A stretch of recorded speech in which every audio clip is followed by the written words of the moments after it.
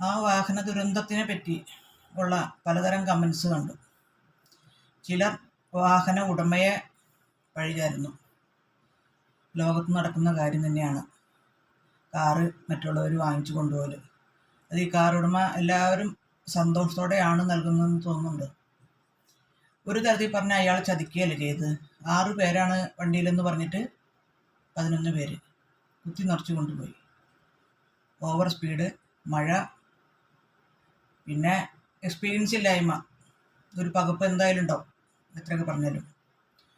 അത് പെട്ടെന്ന് KSRTC മുന്നിൽ വരുന്നു, തൊട്ട് മുമ്പിൽ വേറൊരു വെള്ളക്കാർ ഇവരെ ഓവർടേക്ക് ചെയ്ത് പോകുന്നു. ഇതെല്ലാം കൂടി മഴയും വെള്ളവും പിന്നെ ഉള്ളൊന്ന് പകച്ചിട്ടുണ്ടാവും. അപ്പം പെട്ടെന്ന് തെറ്റിട്ടു. പിന്നെ ഒരു സ്ത്രീ പറയുന്നുണ്ട് ഒരു മരത്തിൻ്റെ ചില്ല ഒടിഞ്ഞു വീഴുന്നുണ്ടെന്ന്. അത് കണ്ടപ്പോൾ വെട്ടിച്ചതാവാം.